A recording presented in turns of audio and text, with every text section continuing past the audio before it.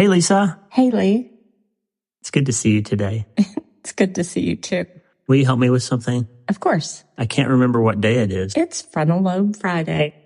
Good morning, my friend. Dr. Lee Warren here with you. It is Frontal Lobe Friday, and I'm very excited because today I'm going to give you a little perspective shift operation that you can do anytime you're feeling overwhelmed by the situation you're in, anytime you're feeling defeated by the trauma, drama, massive thing, trouble, tragedy, anything that you're going through, anytime you feel sad, sick, stuck, or stressed, you can make this little operation happen because you're a self-brain surgeon. That's what we're going to get after today. It's going to be very short. I have a long day ahead of me here, but I want to give you this one little tool. We've talked about it briefly before, but one little tool that came out of a lesson that I learned in medical school, and I think it's going to help you. But before I can help you, I have to ask you a question. Hey, are you ready to change your life? If the answer is yes, there's only one rule. You have to change your mind first. And my friend, there's a place where the neuroscience of how your mind works smashes together with faith and everything starts to make sense. Are you ready to change your life? Well, this is the place, Self-Brain Surgery School. I'm Dr. Lee Warren, and this is where we go deep into how we're wired, take control of our thinking, and find real hope. This is where we learn to become healthier, feel better, and be happier. This is where we leave the past behind and transform our minds. This is where we start today. Are you ready? This is your podcast. This is your place. This is your time, my friend. Let's get after it.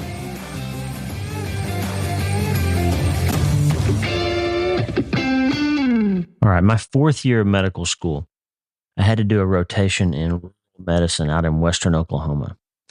A small clinic in a town called Weatherford, Oklahoma. And I remember driving out there.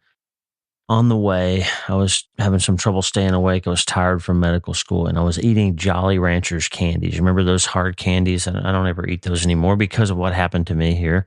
But as I was eating them, I felt this sharp pain in my mouth and something go down the back of my throat. I didn't know what happened at the time, but one of those Jolly Rancher candies stuck to a filling in my mouth. And when I opened my mouth, it pulled the filling out, kind of broke the tooth underneath it. And so I'm driving for my first day on this rotation to this little town in western Oklahoma to a clinic, and I'm in need of dental care all of a sudden. So I pull up to the clinic in Weatherford, Oklahoma, and it turns out to be one of these old school little hospitals where everything in the whole town that's related to medicine is happening in one building. It's a waiting room that combines family medicine, obstetrics, general surgery, emergency, and dentistry all in one place. There's a big sign up front that says all these things. There's one receptionist in a waiting room full of people. It's early in the morning. I'm hurting in my mouth, and I've got two things to do now. I've got to go register and fill out paperwork to be the student for the month to work with these doctors. And I've got to fill out paperwork to be a patient because I need to see a dentist all of a sudden. I can't drive all the way back to Oklahoma City. I'm in acute need of dental care. So I walk up to the receptionist and I introduce myself, probably the first and maybe only person that's ever said, "Hey, I'm here to register as a student, as a doctor, but also as a patient. I need to see the dentist. I need to see him right now." And she informed me that the dentist wasn't there. It would be a little while so I could sit in the waiting room. She handed me paperwork to register as a new patient for the clinic, and also the paperwork I had to use to register to become credentialed as a student in the clinic to work that month. So I'm sitting there and I'm filling out two different types of paperwork. One, to list all my credentials and all my demographic information and all the things that I'm acknowledging that I need to be aware of, and the privacy concerns and the clinical responsibilities and the type of documentation I'll be expected and the type of work that I'll be expected to do that month as a provider. But also all my information, my insurance, all the things related to the fact that I'm now also a patient. So I'm like in the same chair. I'm a doctor and a patient. I'm a student and a recipient of care. And as the patients began to fill in and fill up the waiting room that morning, waiting on the doctors to arrive, I had this thought, like I'm here as a fellow patient, a fellow sufferer. My mouth hurts as I broke a tooth, but I'm also going to be taking care of some of these people. Like as the month plays out, it's a small town. I'm almost certainly going to be involved in the care of some of these people. So I was acknowledging that I had two roles to play in this situation. And I'm just here to tell you now, 30 years later, way down the road, I've come to realize, as we talk about on this show all the time, as we're self-brain surgeons, that all of us have two roles to play in our own lives. Yes, we go through our lives, we experience hard things, we encounter traumas and dramas and tragedies and massive things and joys and trials, and the enemy steals and kills and destroys, but we also try to find abundance, and we have hardship in the world, but we also try to overcome the world like Jesus did. We have all these things. And what we're learning is that modern neuroscience, backing up quantum physics from the 20th century, has proven out what the Bible said all along. You're not a hapless victim of the circumstances of your life. You have a role to play. The decisions you make, the thoughts you think have an impact on the way the situation works out, the way that you pay attention, the way that you attend to and think about and interact with the situations in your life have inherent creative power to either make them more real and more overwhelming, or to begin to understand how to solve them. God works alongside you to give you the tools, the procedures, the opportunities to interact with and make something out of these situations. This is where the quote from Niels Bohr, the 20th century quantum physicist, who's one of the founders of quantum physics. Niels Bohr said, "Every human being is both an actor and a spectator in the great drama of existence." He's referring to the fact that when you interact with a system, you change the system. The power of your observation, the power of your directed mental force changes the outcome of the experiments and observations you make in the world and in the universe. That's what the physicists taught us. Well, it turns out you're not just a spectator, you're an actor. You're not just a patient, you're a doctor. And so therefore, if we're going through something hard and it seems to be overwhelming, then we can come to this idea that here on Frontal Lobe Friday, we can engage that gift of selective attention, selective thinking, and we can make this decision together. Say it with me. I am no longer going to operate out of the things I'm afraid of or that hurt me, but I will begin to operate on those things to make changes in my life. I'm no longer going to operate out of the things I'm afraid of or that hurt me, but I will begin to operate on those things to make changes in my life. Look, it's clear from all the good psychological research recently, despite what you hear on the news, despite what you hear on the media, despite what people are wearing t-shirts around now that say, just take a Xanax. Like everybody's advertising this idea that everybody needs a therapist and everybody needs to be on medicine and everybody needs to be focusing on the things that are hurting them. But the research is clear. You don't get better by focusing on the pain or the problem for very long. You get better by focusing on the path forward. In other words, you get better when you decide you're going to be the doctor. You're going to be involved in getting better instead of being involved in feeling worse all the time. That's what the research is very clear on. You get better by focusing on the path forward. The past is not for understanding what happened. J.I. Packer had this famous quote where he said, if we ask, why did this happen? We hardly ever get answers. But if we ask, what am I to do now, God? How am I to glorify you now, God? How am I to move forward now, God? We always get answers. So when we stop saying why and start saying what, then we start to find traction to go forward. And the truth is, when you've gone through something really devastating, I read a book by this guy who his 2-year-old daughter was sitting with his mom, her grandmother, on a park bench in New York City, and a piece of a building, a little brick from a building way up above them fell off and it landed on this little girl's head and she died. Like, how could you understand why that happened? There's no way you can understand why a piece of your city fell and killed your child. Like, you could understand that the building wasn't maintained properly or whatever, but you could never really understand why that happened. So ultimately, you would just have to decide you're going to be permanently devastated by that event, or you're going to find some way to move forward in your life after it's happened. And of course, the truth is, as all of us who are bereaved and all of us who have lost parents or lost children or have gone through something devastating, the truth is you don't really ever heal from something like that. You don't really ever get to a place where it's gone, right? You don't get to a place where it's completely over. Of course not. That's not normal. That's not possible, because that thing will always have been true. And that's why it's so important to remember that trauma is not what happened. Because if it was, it would be hopeless. You can't go and undo the thing. That brick's not going to unfall and that little girl's not going to come back. And your situation's not going to unwind itself either. So trauma is not the thing that happened. Trauma is our response to it. And that's why I say we're no longer going to operate out of the things we're afraid of, but we'll begin to operate on those things to make changes in my life. If I had been as a student, when that filling came out of my mouth and my tooth broke in half, if I went and tried to work that whole month with my mouth on fire and unable to talk and bleeding in my gums and all that, I would begin to operate my life out of that pain. I began to have to navigate my day trying to take care of patients in coordination with what was happening in my mouth, and I wouldn't be very effective. I'd be spending a lot of my energy dealing with the situation instead of being able to bring my attention and my energy to what I was trying to accomplish. So I had to deal, I had to deal with that urgent situation in my mouth. I had to take care of it. I couldn't operate around it, and I couldn't operate out of it. I had to operate on it. I had to get it taken care of so that I could then move forward. And the same thing is true with us. Like, yes, you need to grieve. You need to go through the process of dealing with what's happened to you. You need to properly allow yourself the space and time to heal. And so when I say don't spend too much time in the past, I'm not saying, please understand what I'm saying here, okay?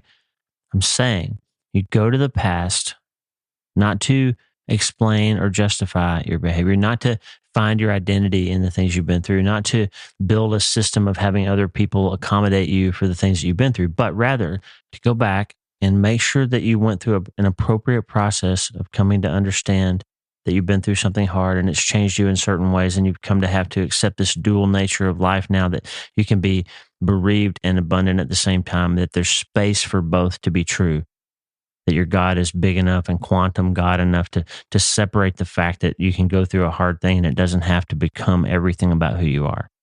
So that's what I mean when I say you no longer operate out of those things as if they define you, as if they predict your future anymore. Now you operate on those things. You go back and say, hey, I'm going to switch my chair here, and I'm going to look at my life instead of this victim of this thing that's happened to me, this victim of these circumstances. And therefore, that's going to color all my future choices and decisions and abilities and capabilities and all that. Rather, I'm going to switch chairs. I'm going to decide that I'm not just a spectator, I'm an actor. I'm not just a patient, I'm a doctor. And I'm going to say, God, give me some tools to see how this event or set of events or set of histories or set of circumstances can be part of the story that you're writing that defines my future. How can I incorporate this event, this problem, this pain into a future that you say can coexist between steal, kill, and destroy and abundance? That you're telling us that you have a plan to redeem us, to restore the years of the locust ate, to turn the valley of trouble into a door of hope. How can I then operate on this situation with your help to allow myself to believe that the path going forward cannot just look like the painful past? So that's what I'm talking about today. We're going to change chairs. We're not going to operate out of these things. We're going to operate on these things now. And it's clear from the research that the path forward is not just for understanding the past, not just for sort of sitting with the problem by focusing on the problem. The path forward is for operating on the situation so that we can see a new role for ourselves in the future that includes those things, but doesn't be defined by those things. Does that make sense? J.I. Packer, again, another great quote from him. God uses chronic pain and weakness along with other afflictions as his chisel for sculpting our lives. Felt weakness deepens our dependence on Christ for strength each day. The weaker we feel, the harder we lean, and the harder we lean, the stronger we grow spiritually, even while our bodies waste away. To live with the thorn in the flesh uncomplainingly is sweet, patient, and free in heart to love and help others, even though every day you feel weak. That's true sanctification. It is true healing for the spirit. It is a supreme victory of grace. That's from J.I. Packer's book, Weakness is the Way. Okay, so the idea then is that God will give you the tools to redefine the traumas and dramas and tragedies and massive things and problems that you've been through, not as the things that you are now, but things that have influenced and informed and shaped you into who you are becoming in the service of what your purpose is here on earth. And sometimes that's to help other people see that they can survive something really hard too. And sometimes it's to see that, you know what, I've been through this hard thing and it has refined me. It has prepared me because I know it's not going to be the last thing I go through. That's why James 1, 2 through 4 says, consider it pure joy whenever you face trials of many kinds, because you know that the testing of your faith produces perseverance. And let perseverance finish its work so that you may be mature and complete, not lacking anything. So even if you're not a Bible person, you can see that difficulties can produce perseverance, and perseverance can give you character, and character can give you the ability to handle future hard things in a way that makes a difference in the world instead of you being crushed by them. So when you decide to not be a spectator anymore, but to be an actor, to not be a patient, but to be a doctor, that's self-brain surgery. That's changing this perspective, that moving from one chair to the other. And the neuroscience backs it up. We know the mid-anterior cingulate cortex is part of your brain that helps with regulating emotions and making decisions, and kind of switching from one behavior to another when you're going through something hard.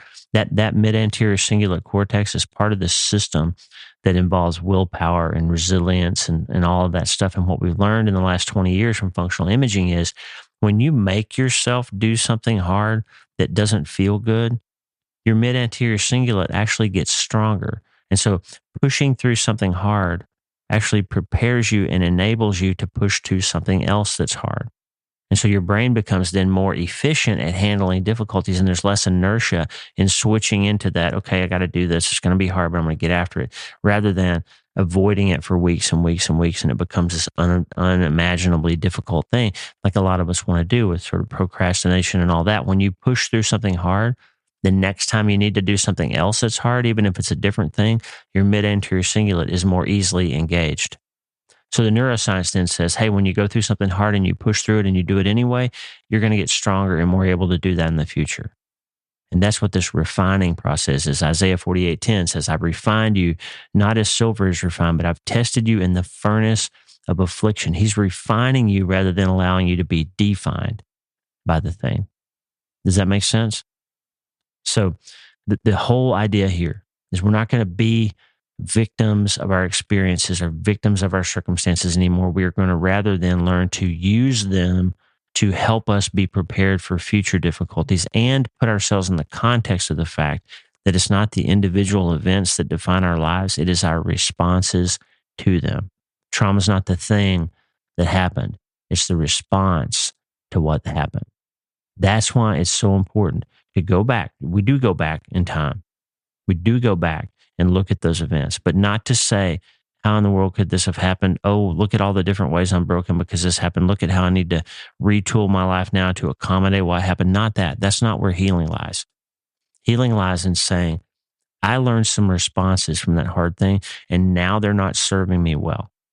Now I'm not moving forward in my life. Now I'm stuck because of the way that I responded to these things. So I need to go back and examine my operations, examine my prescriptions that I gave myself at that time, to examine the medicine I allowed myself to take, to examine the numbing behaviors I absorbed, to examine the attitudes I developed, and to say, what operations can I do now to begin to shift some of those responses? I can't stop the thing that happened from having happened. It's always going to have happened. But that's not what the trauma is. The trauma is, how is my life now being affected by the decisions and habits and attitudes and behaviors and numbing issues and all those things that I accepted or adopted or developed or adapted in response to that event? And now I'm going to go back. I'm not going to operate out of those things anymore. I'm going to operate on those things and begin to develop a new strategy, a new plan, a new approach, as we talked about yesterday. Okay? That's the whole idea. The neuroscience is very clear. When you engage in hard things, you get stronger and more able to do hard things. When you switch from anxiety to gratitude, your hippocampus gets bigger and it becomes easier for you to switch from anxiety to gratitude next time. And you might say, how in the world, why is it reasonable for you to say that I should be grateful? Well, you shouldn't be grateful for the event that you're in right now. I mean, it doesn't make sense on a human level to say, I'm so grateful that my son died. No, it's not that. What you're grateful for is that you have a switch that you can make, that your brain is wired so that you can say, I can actually engage my frontal lobes here and think through my response to this thing and try to find a way to survive it, try to find a way to navigate through it, knowing that I can actually improve my overall function if I can find a way to act on these things that moves me forward instead of moves me backwards. So I can be grateful for that ability, that human ability that God gave us to engage our frontal lobes and switch from anxiety, gratitude. We can be thankful for that, and our hippocampus will reliably make the switch more easily next time. Because what you're doing, you're getting better at. So when you go through something hard and you navigate it well, or if you didn't navigate it well and now you're stuck in some behavior or ruminating or having a problem or drinking too much or you're dealing with it, and you say, wait a minute, okay, now I need to go back and I need to operate on that experience again. I need to find some new ways to deal with it. That's where therapy could actually be really helpful. Is to say, hey, I've adopted some maladaptive behaviors out of this event, and I need to redefine what my life should look like in response to the thing that happened so that I can become healthier and feel better and be happier going forward. That's the switch we want to make today. That's the Frontal Lobe Friday lesson for today. I no longer want to operate out of the things I'm afraid of or that hurt me, but I will rather begin to operate on those things to make changes in my life. I was sitting there in that chair in Oklahoma, having pain in my mouth and a job to do. Two things were true at the same time. I was a doctor and I was a patient, and so are you, my friend. Every second of your life, you are making neuroplastic changes to your brain, willfully or passively. And the truth is, as you very well know, you can look at your sock drawer and find that out. Passive things become disordered and chaotic over time. If you're not actively directing things to stay in order, to stay in process that's helpful, they will become more chaotic and more difficult to manage over time. And so will your attitudes, so will your habits, so will your behaviors, so will your trauma responses if you don't actively manage them. So let's change chairs. Let's stop being spectators. Let's start being actors. Let's stop being patients. Let's start being doctors. And the good news is you have an attending physician with you all the time, and he's a great physician, and he wants to help you. And that's the highest level, the best approach to self-brain surgery. They all work in different ways, as we talked about yesterday. But the best one is when you connect your mind to your creator, and he gives you this constant guidance so that you make these operations not of your own volition, not having to do it all yourself, but you're doing self-brain surgery alongside the guy who made the whole system. And he's going to help you. And the good news is you can start today.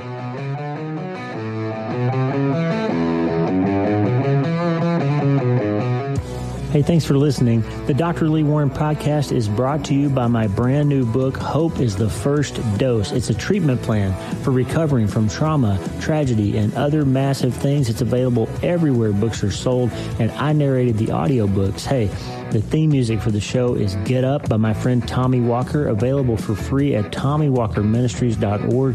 They are supplying worship resources for worshipers all over the world to worship the Most High God. And if you're interested in learning more, check out TommyWalkerMinistries.org. If you need prayer, go to the prayer wall at wleewarrenmd.com/prayer, wleewarrenmd.com/prayer, and go to my website and sign up for the newsletter, Self-Brain Surgery, every Sunday since 2014, helping people in all 50 states and 60-plus countries around the world. I'm Dr. Lee Warren, and I'll talk to you soon. Remember, friend, you can't change your life until you change your mind. And the good news is you can start today.